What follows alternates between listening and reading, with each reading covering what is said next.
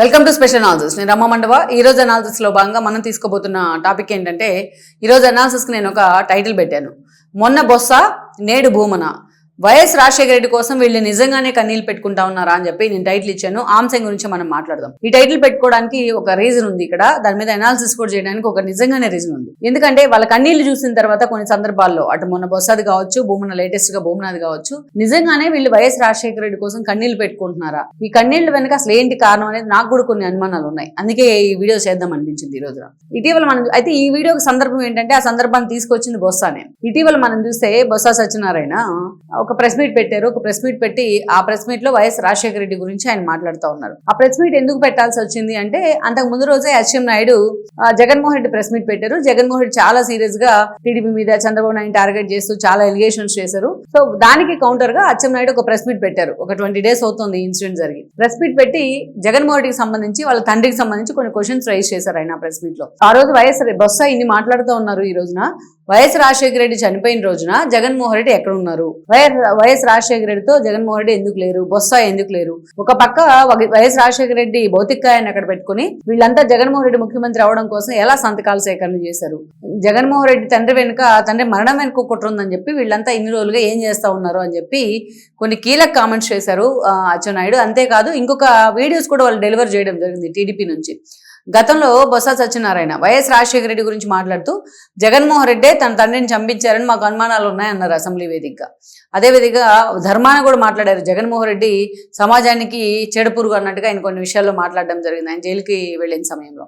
ఇవన్నీ కూడా వాళ్ళు ప్రెస్ మీట్లో ప్లే చేయడం, ఆ తర్వాత మరుసటి రోజు ఉత్తరాంధ్ర నేతలు కూడా కొంతమంది ప్రెస్ మీట్ పెట్టి ఆ విషయాలన్నిటి అప్పుడు క్లిప్పింగ్స్ అన్నింటినీ ప్రొజెక్ట్ చేయడం, ఇవన్నీ చేశారు. ఇవన్నీ చేసిన తర్వాత నిజంగానే బొత్సకి కొంత ఆందోళన కలిగించే అంశమే. ఈరోజు జగన్మోహన్ రెడ్డి మొన్నటి ఎన్నికల్లో బొత్స సత్యనారాయణ ఓడిపోయిన తర్వాత ఆయన అన్ని పార్టీలు కూడా ఆయనకి రెడ్ కార్పెట్ పరిచయం. ఎందుకంటే బొత్స సత్యనారాయణకి రెప్యుటేషన్ ఉంది. పార్టీ ఏదైనా పదవులు ఆయన వెన్నంటే ఉంటాయి. ఒక సుదీర్ఘ రాజకీయ జీవితం ఉంది ఈ జిల్లాలో. ఎస్పెషల్లీ ఉత్తరాంధ్ర రాజకీయాల్లో పూర్తి స్థాయిలో తనకంటూ ఒక ఇండివిజువల్ ఇమేజ్ ఉంది బొత్సకు. పిసిసి చీఫ్ గా పనిచేసిన అనుభవం, ఒక దశలో ముఖ్యమంత్రి కిరణ్ కుమార్ రెడ్డి రిజైన్ చేసిన సమయంలో ఈయనే ముఖ్యమంత్రి అవుతారన్న ప్రచారం, పార్టీ ఏదైనా తన ఫ్యామిలీకి ఒక 5 టికెట్లు ఇప్పించుకుంటారు తన అనుచరులకైనా, పదవుల విషయంలో అలా ఆయన ఎప్పుడు అప్లిఫ్ట్ లోనే ఉంటారు. అలాంటి ఆయన జగన్మోహన్ రెడ్డి దగ్గర చేరడం, 2019 నుంచి 24 వరకు మంత్రిగా పనిచేయడం మనందరికీ తెలిసిందే. అయితే మొన్నటి ఎన్నికల్లో కూడా వాళ్ళ ఆవిడకి వైజాగ్ టికెట్ ఇచ్చారు జగన్మోహన్ రెడ్డి, తమ్ముడికి టికెట్ ఇచ్చారు, ఈయనకి టికెట్ ఇస్తే ఓడిపోవడం జరిగింది. అయితే ఓడిపోయినా జగన్మోహన్ రెడ్డి ఆయన ఇతర పార్టీలోకి వెళ్ళిపోతారని ఒక ఆందోళన కావచ్చు, లేకుంటే బొత్స సత్యనారాయణకున్న ఒక సీనియారిటీ కావచ్చు, ఒక ఎక్స్పీరియన్స్ కావచ్చు, పార్టీ ఖాతాలో వచ్చిన ఏకైక ఎమ్మెల్సీ బొత్సకి ఇవ్వడం జరిగింది. బొత్స అప్పటి నుంచి ఇక అంతేకాదు కౌన్సిల్లో కూడా ప్రతిపక్ష నేత పదవి ఇచ్చారు జగన్మోహన్ రెడ్డి అతనికి. అంటే టెక్నికల్ గా చూస్తే మనం పెద్దల సభలో ఆయన ప్రతిపక్ష నేత పదవి, జగన్మోహన్ రెడ్డి అసెంబ్లీలోనే. బట్ ఏ యాంగిల్లో చూస్తే జగన్మోహన్ రెడ్డి కన్నా ప్రోటోకాల్ ప్రకారం కూడా ఉన్నతమైన పదవి అది. ఆబ్వియస్లీ ఆయన ఒకడే ఉన్నాడు కాబట్టి మాట్లాడే వ్యక్తి ఆ స్థాయిలో కౌన్సిల్లో అధికార పార్టీని టార్గెట్ చేయాల్సి వచ్చింది. మొత్తానికి ఒక హీరో అయ్యారు బొత్స ఈ 6-7 నెలల్లో. అటు ఎందుకంటే అసెంబ్లీకి ఎవరూ రావట్లేదు కాబట్టి కౌన్సిల్లో పెద్ద దిక్కయ్యారు ఆయన పెద్దల సభలో. అలాంటి వ్యక్తి అంత కమిటెడ్ గా మాట్లాడుతున్నారు, మన కోసం కమిటెడ్ గా పనిచేస్తున్నారని ఆ పార్టీ క్యాడర్ అనుకుంటా ఉంది, పార్టీ అనుకుంటా ఉంది, జగన్మోహన్ రెడ్డి కూడా అనుకుంటా ఉన్నారు. అలాంటి సమయంలో బొత్స సత్యనారాయణ గతంలో జగన్మోహన్ రెడ్డి తిట్టిన తిట్లు, వైఎస్ రాజశేఖర రెడ్డి మరణంలో ఆయన ఉన్నారని చెప్పేసి డైరెక్ట్ గా ఆధారాలతో సహా అచ్చెన్నాయుడు బయటపెడతాం ఆయనకు ఒక ఇంత ఆందోళన కలిగించే అంశమే. ఎక్కడ జగన్మోహన్ రెడ్డికి తన మీద ఉన్న నమ్మకం కోల్పోతుందో అన్న ఆందోళన కావచ్చు బొత్సకు. సో ఇవన్నీ గుర్తొచ్చుండొచ్చు పాత విషయాలన్నీ. ఆ ప్రెస్ మీట్లో ఆయన కన్నీళ్ళు పెట్టుకున్నారు.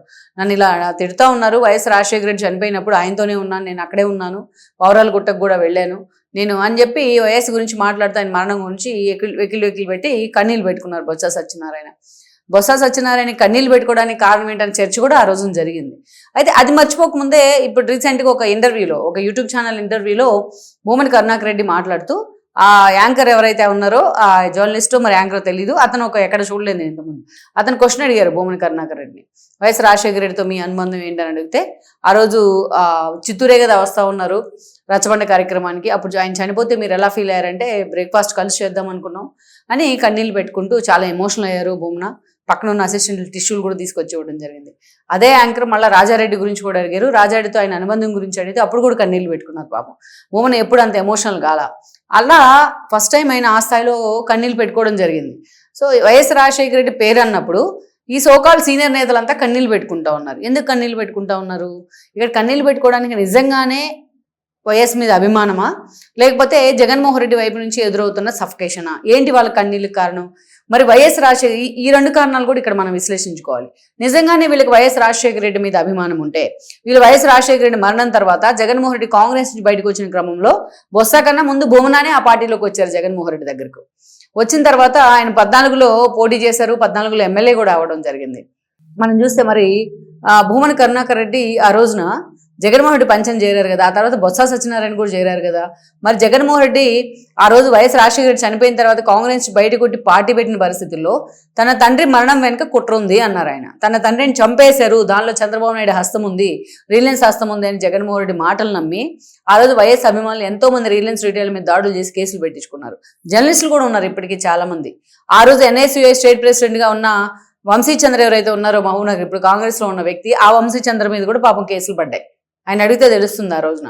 మరి అలాంటి జగన్ తాను ప్రతిపక్షానికి వచ్చిన తర్వాత అయినా, ఆ రోజు తనకు మెజారిటీ ఉంది, అదేవిధంగా 2019లో తాను ముఖ్యమంత్రి అయిన తర్వాత అయినా ఎందుకు తన తండ్రి మరణం వెనుక కుట్రని బయటికి తీసే ప్రయత్నం చేయలేదు? ఎవరైనా మన తండ్రిని ఒక మాట అంటే మనం ఒప్పుకోం కదా.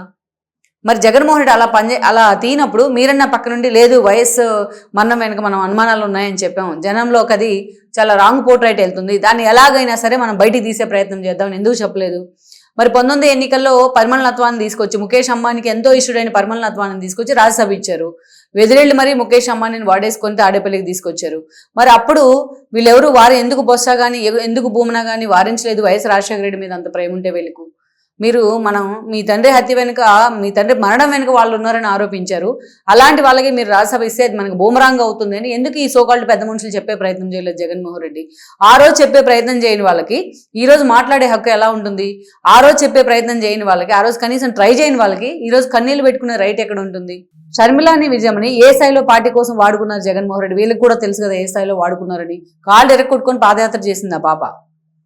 అలాంటి షర్మిలాని ఏ స్థాయిలో జగన్మోహన్ రెడ్డి అంటే మీరు అధికారంలో ఉన్నప్పుడు ఆవిడ క్యాడర్ అసోసియేషన్ చేశారు. ఎవరైనా విభేదించవచ్చు, కలిసి ఉండొచ్చు, ఎవరైనా అవునన్నా కాదన్నా రాజశేఖర రెడ్డి బిడ్డే కదా ఆవిడ కూడా, జగన్మోహన్ రెడ్డి లాగే కదా. సరే అందరితో ఆగారు, ఈరోజు విజయమ్మని క్యాడర్ అసోసియేషన్ చేస్తూ ఉన్నారు. ఎంత దారుణమైన పోస్టులో వర రవీంద్ర పెట్టేది, అది రాజశేఖర రెడ్డి పరువు తీయటం కాదా? నిజంగా ఆయన ఆత్మంటూ ఉంటే ఎక్కడన్నా శాంతిస్తుందా ఇలాంటి పోస్టులు చూసి, ఇలాంటివి చూసి? మరి అప్పుడైనా ఈ సోకాళ్ళు పెద్ద మనుషులు జగన్మోహన్ రెడ్డి చేస్తాం తప్ప మిగతా విషయాలన్నీ ఎలా ఉన్నాయండి? పార్టీ వైపు నుంచి వాళ్ళ విధానపరమైన నిర్ణయాలు ఉండని, ఇంకోటి ఉన్నాయి, అన్నింటిలో తప్పులు ఉండని, జగన్మోహన్ రెడ్డి సరైన దారిలో లేకపోని, ఇవన్నీ వేరు. కానీ ఇది చాలా ఆయన్ని చనిపోయిన వ్యక్తిని కూడా వీరు అవమానించడం కదా.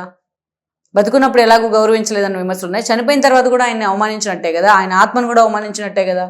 ఇంత దారుణాలు చేస్తుంటే విజయమ్మను అవమానించడం, ఆ క్యారెక్టర్ అసాసినేషన్ చేయడం, తల్లి క్యారెక్టర్ని ఎవడైనా అసాసినేషన్ చేయిస్తారా? తల్లి క్యారెక్టర్ని అవమానిస్తారా? ఎవరైనా అనుమానిస్తారా? మరి జరుగుతున్నప్పుడు వీళ్ళు ఎందుకు మాట్లాడలేదు? అప్పుడు మాట్లాడిన వాళ్ళు మరి ఇప్పుడు కన్నీళ్ళు పెట్టుకోవడం ఏంటి? నిజంగా వీళ్ళకి ప్రేమ ఉందా, లేకపోతే నిజంగా అందుకే అందరికి డౌట్ వస్తుంది. ఎందుకంటే అందుకే డౌట్ వస్తూ ఉంది వీళ్ళు కన్నీళ్ళు పెట్టుకుంటా ఉంటే. అప్పుడు లేని ఎమోషను, అప్పుడు లేని ఎఫెక్షను ఇప్పుడు ఎందుకు వస్తూ ఉంది? వైఎస్ రాజశేఖర రెడ్డి పేరు తీసుకొస్తూ ఉంటే ఇప్పుడు ఎందుకు వస్తూ ఉంది అంటే, వీళ్ళు గతంలో చేసిన తప్పులన్నీ, వైఎస్ రాజశేఖర రెడ్డి విషయంలో జగన్మోహన్ రెడ్డిని, విజయమ్మని వీళ్ళు తిట్టిన తిట్లన్నీ ఈరోజు బయటకు వస్తూ ఉన్నాయి. జగన్మోహన్ రెడ్డి వ్యతిరేకించిన విధాలన్నీ బయటకు వస్తూ ఉన్నాయి. ఈరోజు భూమన కరుణాకర్ రెడ్డి అయితే టీటీడీ ఏదైతే నెయ్యి కల్తీ విషయంలో ఆయన వెంటబడుతూ ఉంది ఏకసభ్య కమిషన్. ఆయన రేపో మాపో జైలుకి వెళ్ళక తప్పదన్న ప్రచారం జరుగుతూ ఉంది. ఆ సఫికేషన్ తీసుకోలేకపోతా ఉన్నారు ఆయన. ఎన్ని రకాలుగా డ్రామాలు తెర మీదకి తెచ్చినా ఆయన వెంటాడుతూ ఉంది ఇప్పుడు ఆ పాపం. ఇక మనం మరోవైపు బొత్స చూసినట్లయితే పూర్తి స్థాయిలో ఆయన ఈరోజు కాడి కింద పడేసే సిచ్యువేషన్ అని అనారోగ్య పాలు అవుతూ ఉన్నారు. ఎవరు ఫైట్ చేయరు, తన ఒక్కరే ఫైట్ చేయాల్సి వస్తుంది. జగన్మోహన్ చెప్పిన నిర్ణయాన్ని ఇంప్లిమెంట్ చేయరు. సో అలా జగన్మోహన్ రెడ్డి పార్టీలో ఉంటే ఈయన నమ్ముకొని మనం భవిష్యత్తును కూడా పూర్తిగా లూప్ లైన్లో పెట్టుకున్నామనే ఆలోచన వాళ్ళని వెంటాడుతూ ఉంది. అందుకు వాళ్ళు కన్నీళ్ళు పెట్టుకుంటా ఉన్నారు. లేదు వైఎస్ రాజశేఖర రెడ్డికి ఎక్కడో మేము బాధ్యత గల నేతలం అయ్యుండి కూడా మీకు అన్యాయం జరుగుతుంటే మేము రెస్క్యూకి రాలేకపోయినాం, మీ ఫ్యామిలీకి అన్యాయం జరుగుతుంటే రెస్క్యూకి రాలేకపోయినాం, జగన్మోహన్ రెడ్డి దగ్గర పనిచేస్తున్నాం కాబట్టి రాజధర్మం పాటిస్తూ అన్ని నోరు మూసుకొని కూర్చోవాల్సి వస్తూ ఉంది. మీ కూతుర్ని మీ ఆవిడ్ని కూడా క్యారెక్టర్ అసోసియేషన్ చేస్తుంటే మేము కళ్ళకు గంతలు చెవులకి దూది పెట్టుకొని కూర్చున్నాం అని వాళ్ళకి రిగ్రెట్ అవుతున్నాం అన్నట్టున్నారు. అందుకే ఈరోజు వైఎస్ రాజశేఖర రెడ్డి పేరు ఎత్తితే మాటకు ముందు వీళ్ళంతా కన్నీళ్ళు పెట్టుకుంటా ఉన్నారు. నిజంగా ఆయన మీద ఎఫెక్షన్ ఉంటే, నిజంగా ఆయన మీకు ఎంతో కెరీర్ ఇచ్చారు, మీకు ఎంతో అప్లిఫ్ట్ ఇచ్చారు రాజకీయాల్లో, అలాంటి వ్యక్తికి ఇంత దారుణాలు, ఇంత అవమానం జరుగుతుంటే ఇదేనా మీరు కన్నీళ్ళతోనే సరిపుస్తారా? సో ఇది వీళ్ళ సఫికేషన్కి, వీళ్ళ కన్నీళ్ళకి కారణం ఏంటంటే అసలు వాస్తవం ఇది. ఆ రిగ్రెట్ ఫీల్ అవుతూ ఉన్నారు వాళ్ళు. అందుకే ఆటోమేటిక్ వాళ్ళకి తెలియకుండానే ఆయన పేరు రావడంతోనే కన్నీళ్ళు వస్తూ ఉన్నాయి. ఆ కన్నీళ్ళు జగన్మోహన్ రెడ్డి దగ్గర కూర్చొని ఏడ్చున్నా జగన్మోహన్ రెడ్డి కొంచెం అన్నా మారుండేవాడే.